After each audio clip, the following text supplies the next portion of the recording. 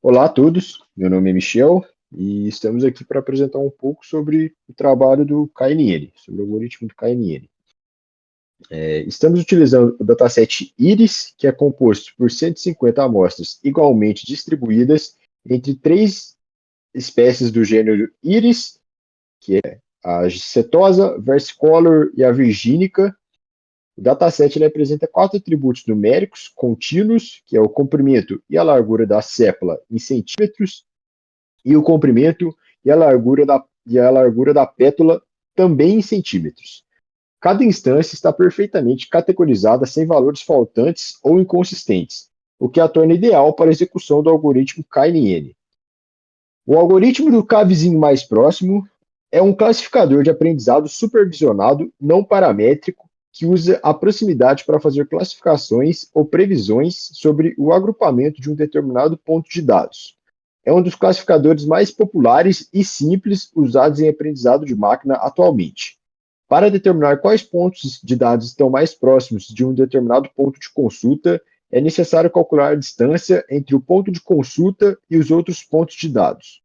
Essas métricas de distância ajudam a formar limites de decisão que particionam os pontos de consulta em diferentes regiões.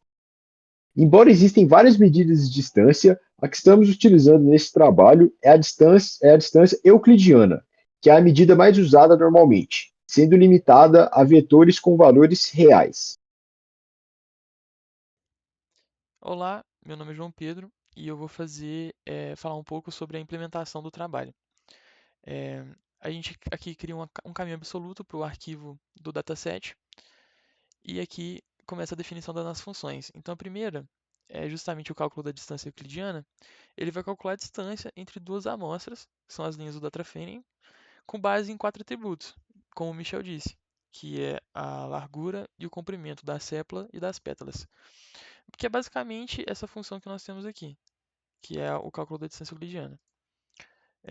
Aqui a gente encontra os cavezinhos mais próximos. Então, para cada amostra de teste, calcula a distância euclidiana em relação a todas as amostras do treino.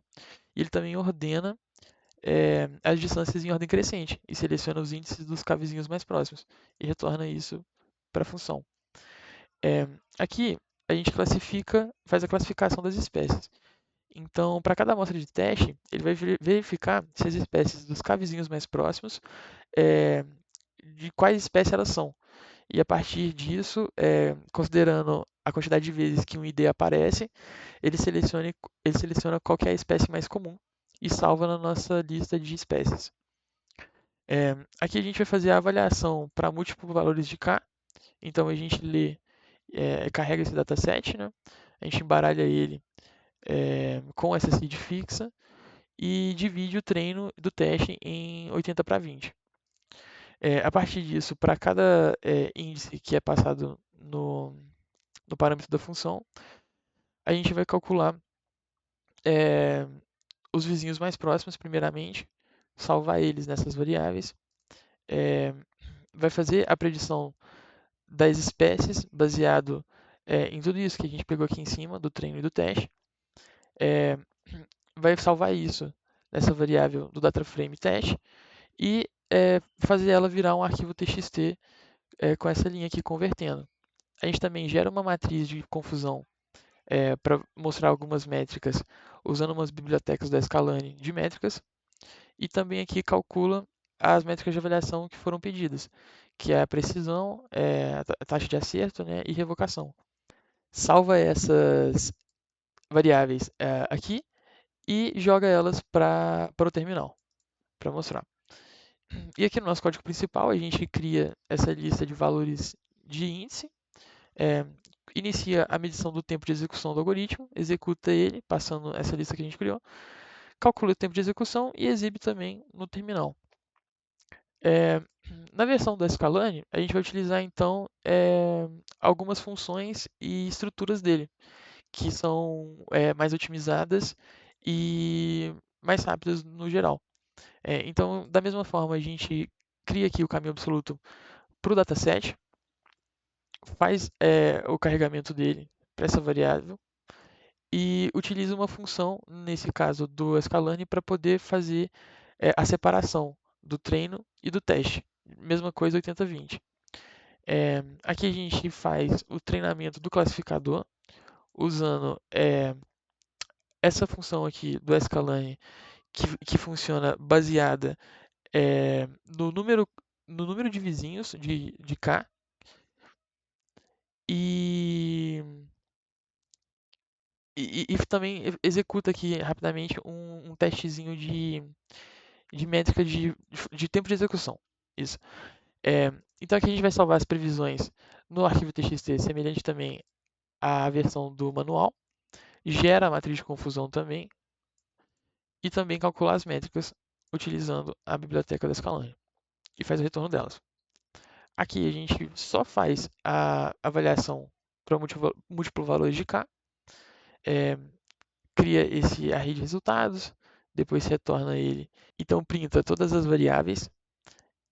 Também aí a gente utiliza aqui de novo, né, a gente puxa aqui de cima a função que a gente foi criada.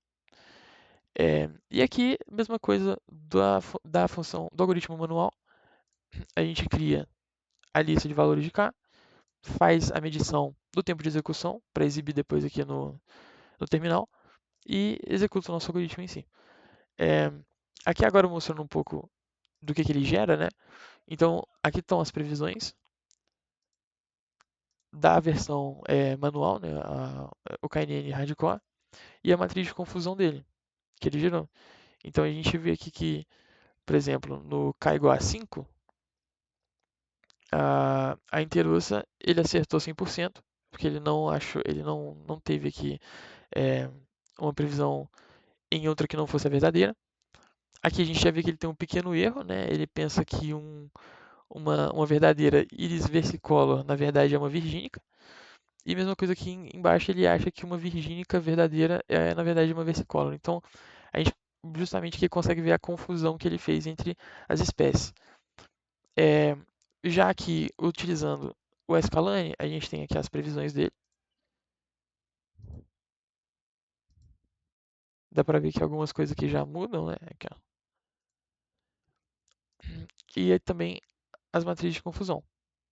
Então, a cetosa dá para ver que ela é a mais fácil, né? Tanto na versão manual quanto utilizando a biblioteca, ela que teve a maior precisão, digamos assim. E aqui, novamente, ele tem um pouco de confusão. Então, aqui para o K igual a 3, K igual a 5, dá para ver que melhora, né? No K igual a 1, ele confunde a virgínica com uma versicolor duas, né? E no K igual a 5, ele já acerta ela aqui 100%. Por fim, temos a classe do Compare Classifiers, que basicamente a gente executa os dois classificadores novamente, as duas implementações, e a gente exibe uma comparação de desempenho para esses dois classificadores. Então a gente gera um relatório que é exibido no próprio terminal, onde faz a comparação de desempenho e uma comparação de métricas para cada valor de K. Então a gente mede tanto o tempo de execução quanto métricas como a acurácia, a precisão e a revocação para cada valor de K, e a gente exibe esses valores lado a lado para facilitar a comparação entre as duas implementações. Por hoje é isso, muito obrigado e até mais.